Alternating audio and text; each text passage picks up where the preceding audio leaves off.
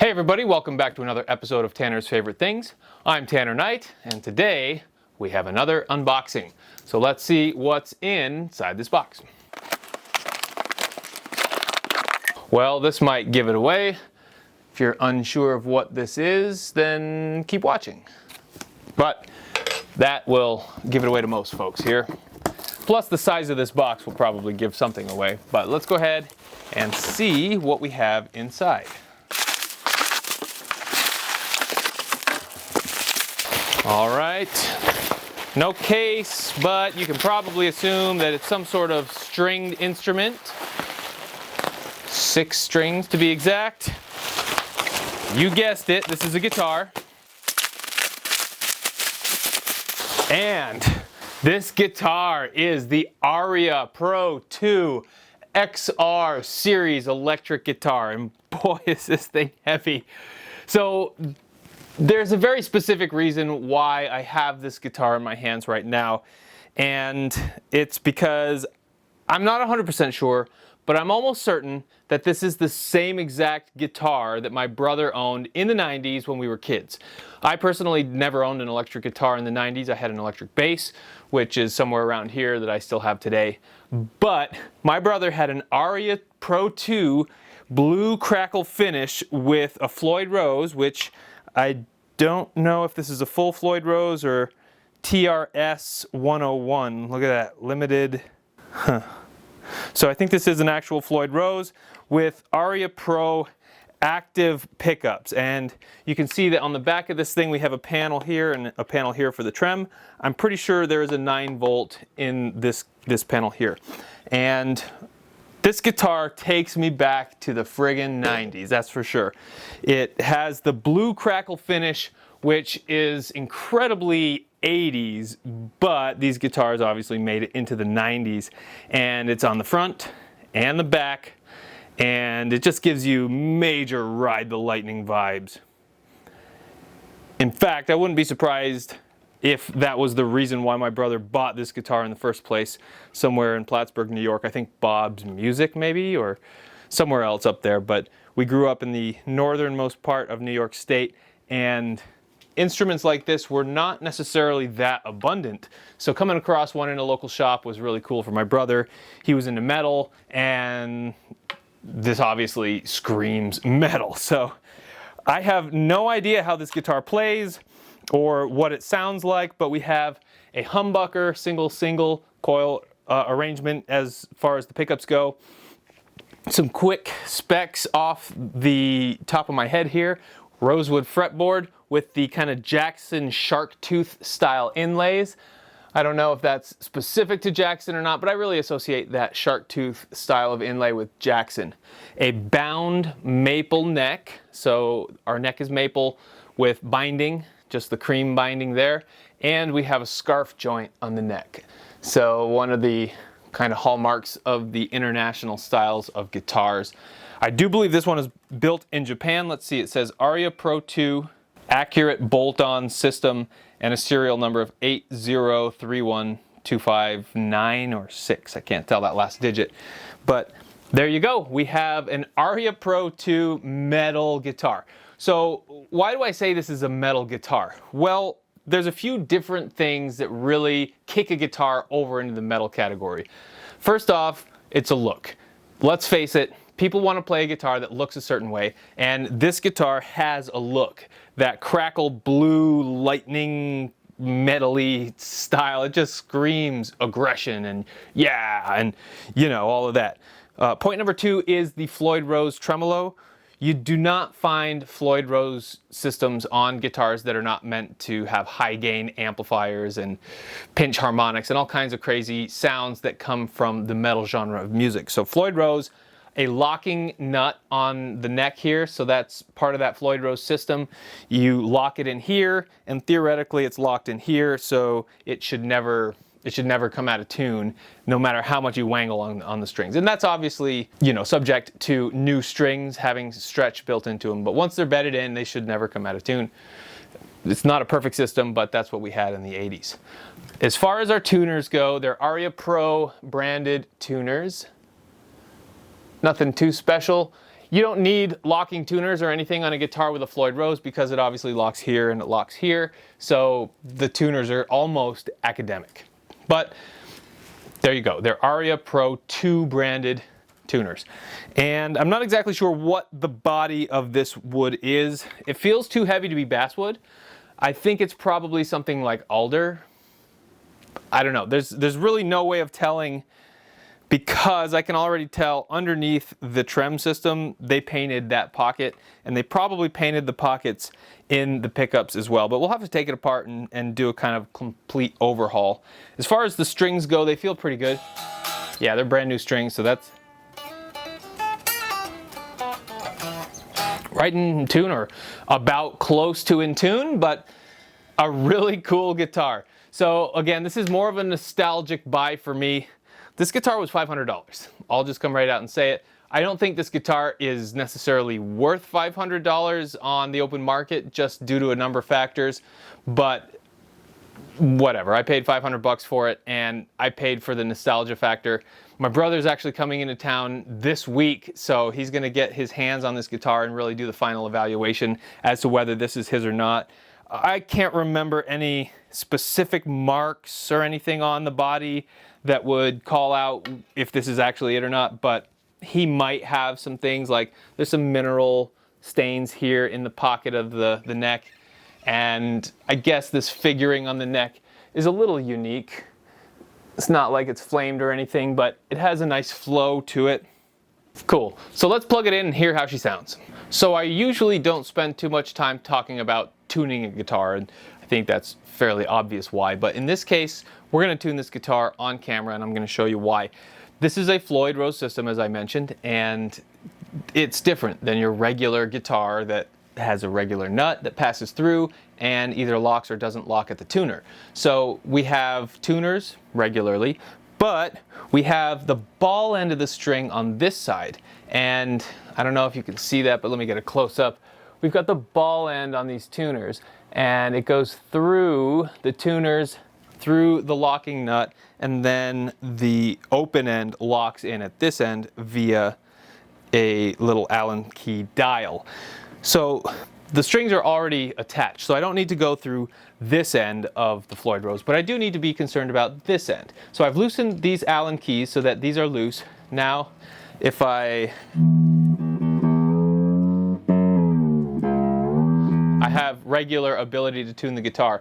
But the key here is that you got to know one thing about this system, is that when you press down on the locking nut, it actually induces a little more stress than when they're not locked. So it kind of sharpens the tone a little bit. So you kind of got to get it in the ballpark.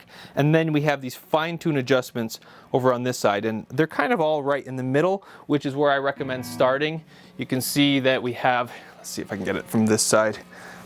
Those screws are in the middle of their travel or their throw, so you have plenty of adjustment because that's where your fine-tune adjustment happens. So let's go ahead and get this close. We'll lock it down and do the fine-tune adjustment just to show you how this works.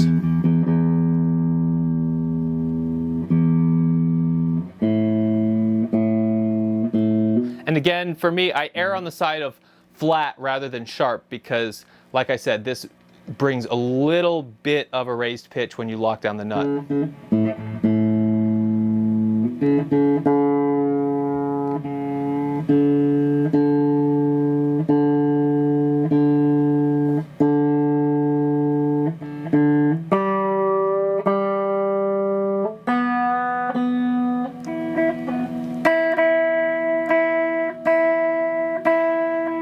All right, so we're basically in tune. I've got my Allen key. I think this is a 3, maybe a 2.5, I'm not sure, but I'm just gonna go ahead and gently tighten this down one at a time.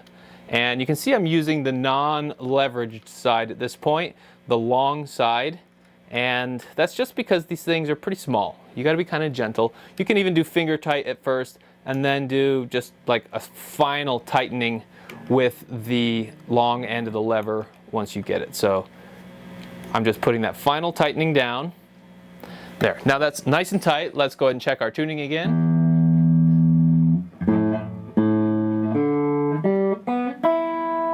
So that's an interesting phenomenon. It kind of did the opposite of what I just said. It made the E, A, and D and G string flat. So I'm going to try that again and get a little bit closer. Not sure why those two were not directly in tune, but you know, tuning instability happens.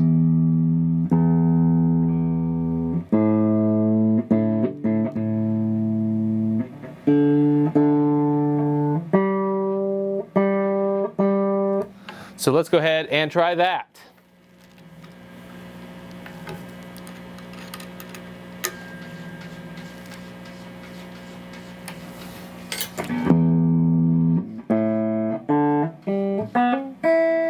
Okay, that's kind of the ballpark. So now we go to the fine tune adjustment. So let's go E.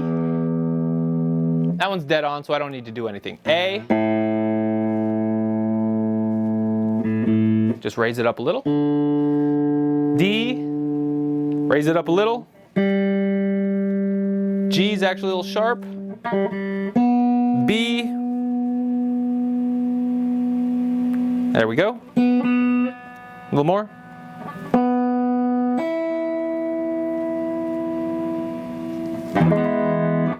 And again, these are probably brand new strings if I had to guess. I don't know entirely, but they feel pretty new. So there's going to be some stretch that happens. So this demo, take it with a grain of salt as far as the tuning goes. But that's how that Floyd Rose system works, and it sounds like this. The tremolo arm, it just fixes in there by a little rubber grommet. It's kind of just like pressure fit. It's just a pressure fit type of deal. Fits right in the trem hole.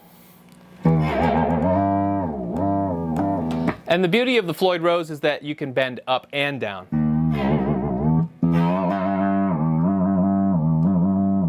You kind of have like a minor third range up. It's like E to G. And then on down, you can just make it completely tensionless.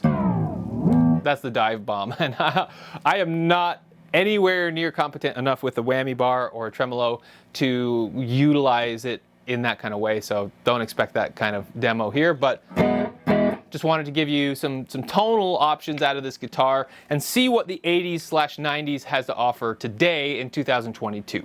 So let's go ahead and hear what this thing sounds like. All right, before we make any noise here, what do we have for our signal chain? So again, we have the Aria Pro II XR series electrics guitar plugged directly into my pedal board, which, you know, the pedal board has the standard, mostly Boss options, but with the Ibanez Tube Screamer and the Line 6 delay station. And then that's being plugged into the 5150. I figured, why not? So we're going into the metal amp with the metal guitar. We'll probably plug into the metal zone at some point, the metal zone pedal that is, and hear some high gain. So Marshall cabinet is actually the cabinet, this Marshall 4x12 MF280 cabinet that I have directly behind me. It's probably going to be a bit loud. Luckily, I've got my ear protection in. I highly recommend that you do the same if you're going to be playing at volumes exceeding 80 or 85 decibels for any extended period of time. So there you go, my PSA for the day. So Marshall is the cabinet with their V30 MF speakers. They're specifically designed for that Marshall MF280 cab. So we got a pretty heavy rig going here. Metal guitar with humbucker single coil into the 5150, legendary for metal tones, into the oversized Marshall MF280 cabinet with 4 V30 style speakers. So we should probably get some pretty cool tones out of this. Let's hear some cleans first. I am in the humbucker, the bridge. Whew, that is bright. Let me add a little bit of tone.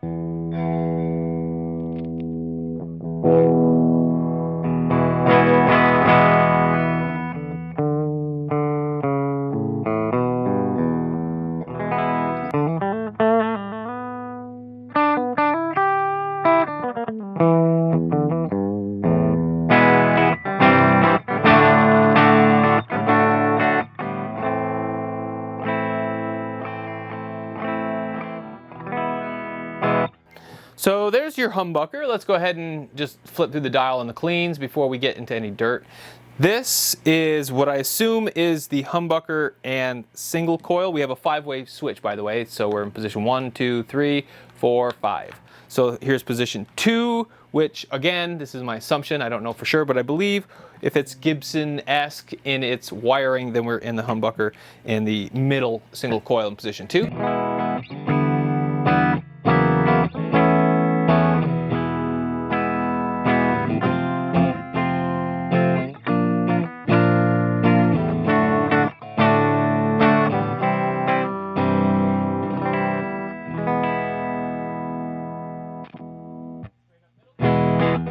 So that does sound a lot more single coily. I would wager that this is probably a single coil in the middle.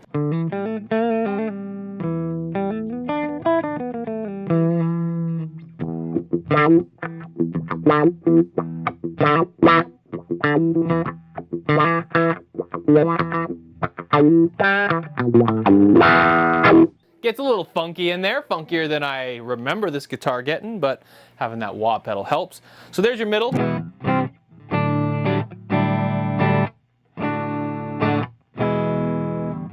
And in our position 4, this is kind of an unknown, but again, an assumption here. We're on these 2 single coils. It does sound, again, very single coily.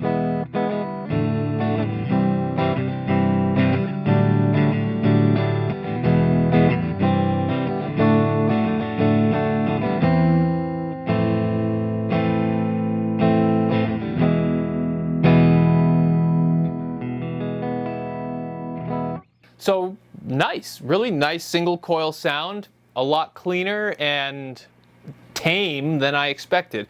Again, let's go all the way to the neck. We are just in the single coil now, based on my assumption.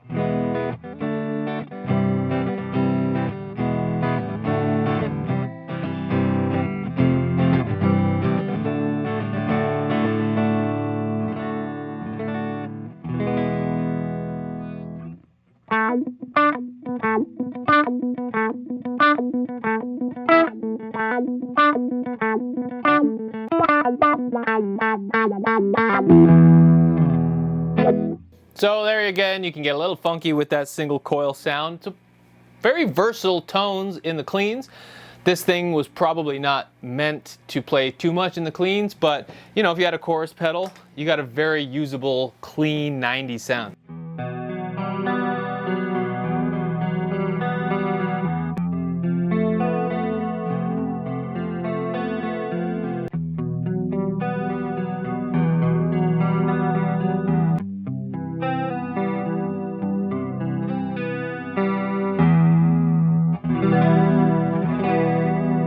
Very 90s sounding, pleasant, I like it.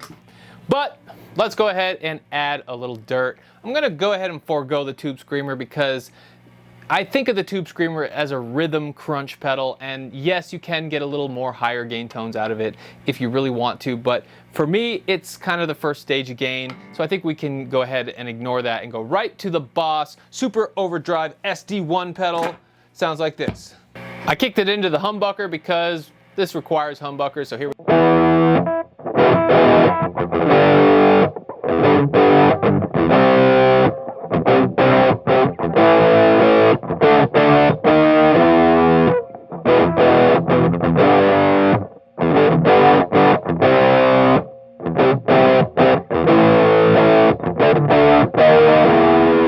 So, pretty cool sounds. Let's just go through the single coil options, skipping the middle, the dual tones. I just want to go to the middle and hear what that sounds like in the SD1 Overdrive.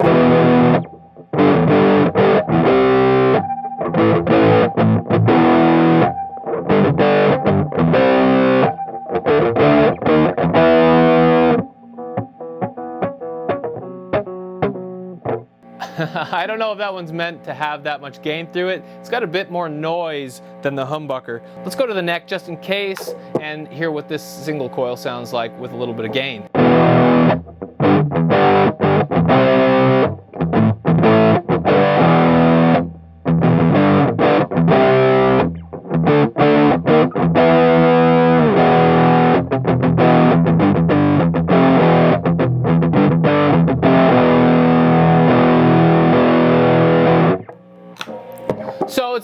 call metal with those single coils busted into that SD1.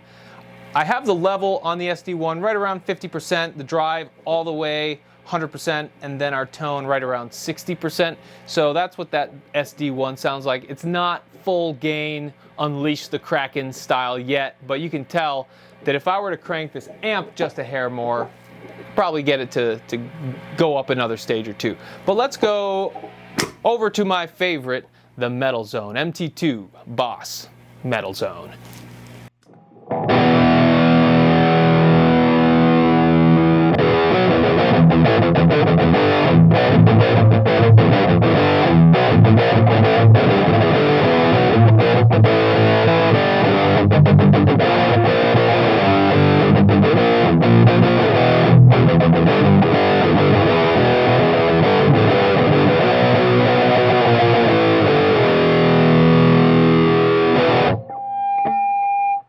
Got a little squeal and hum at the end of that.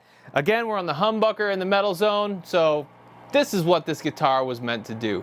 Let's go ahead and see if we can get a little loop going with both the Super Overdrive 1 and the MT2 as kind of a lead channel.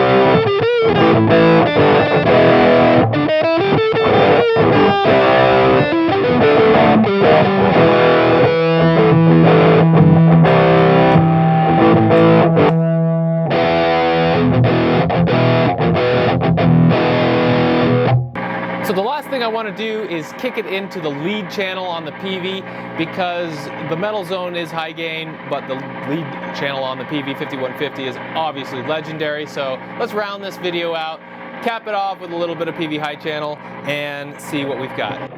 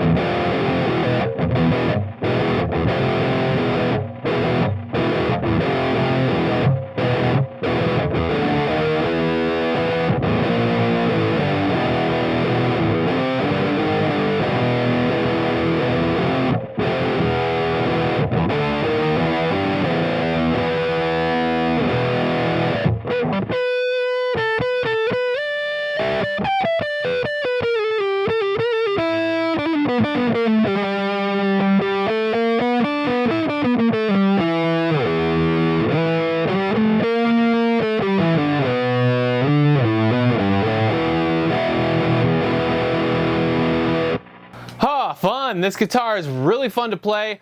I can't say for certain, I don't have a gauge for this, but I would say that the fretboard radius is a flatter radius than you may be used to, something like a 12, maybe a 14. It's pretty flat. It feels very similar to my Carvin, which I believe is a 14. So that's kind of my baseline. The frets, I would say, are medium to small. They're very small looking frets. Kind of surprising for a guitar like this, but I like them. They don't feel like they're in your way. They are smooth and they do their job. You know, that's all you need frets to do. So a really nicely constructed guitar. These 80s and 90s Japanese, Matsumoto, I believe, is the plant where this was built. They're really highly renowned and they have a good reputation for a good reason. You can still usually pick them up for cheap. I think I overpaid slightly for this guitar. Usually in the 400 range is where you want to live, but you know, nostalgia has a price, and I try not to succumb to nostalgia whenever possible, but in this case, I couldn't help it. I mean, look at this freaking thing. Blue crackle, Japanese construction. And this guitar lived in the same house as me. I think this guitar, this exact one, lived in the same house as me and my brother and the rest of my family for half of my youth. I think he got this when he was like 12 or 13 or something like that. So that would have been early 90s, 92 or 3. So really early guitar for people like myself. And a lot of people grew up with this style of guitar. So again, the nostalgia factor is high. But the good news is that you've got really usable, cool tones out of this thing, and it's not just kind of a novelty that lives in a bygone era. So if you have a chance to pick up an Aria Pro II, the XR series, or any other Aria Pro guitar really, you're probably going to get a fine guitar. There's a lot of Japanese luthiers out there that have a reputation that sometimes exceeds the US manufacturers like Fender and Gibson and PRS, etc. So I don't think that's the case here. It's a very nicely constructed guitar. No blemishes or major problems, but it's a heavy boat anchor of a beast, so it's got that going for it and that going against it. But a really cool guitar, and one that I'm glad to have back in my collection. We'll see if I end up giving it to my brother or not. I don't know. He doesn't play very much very often, so it may just end up here and he can pick it up when he comes and plays, but it still has a nostalgia factor for me and probably some of my friends growing up too. So hopefully if you, Paul, Joe, or Chris are out there seeing this video and remember the old days in the 90s when we were rocking, then this is hopefully that guitar and it's come home to roost. So hopefully you like this video. Kind of different in content other than the fact that it is a guitar being played through a high gain amplifier, but not my usual style of guitar. If you have any questions about this, or if you want to see a full teardown, I'd like to do that as well because I want to see under these pickups. Right now it's kind of a pain in the ass to take apart just because of this Floyd Rose situation, new strings. So I might wait until these are just hammered and then do a video when we replace the strings. But if you want to see it, let me know and I can prioritize it. We'll just stop right there. So thank you for watching. If you have any questions, leave them in the comments below and I'll get to them as soon as I can. If you do like this content, feel free to like and subscribe. That always helps. And if you have anything you'd like to see specifically called out on this channel, give me a shout and I'll do my best to get it on here. So thanks for watching. Hope to see you on the next one.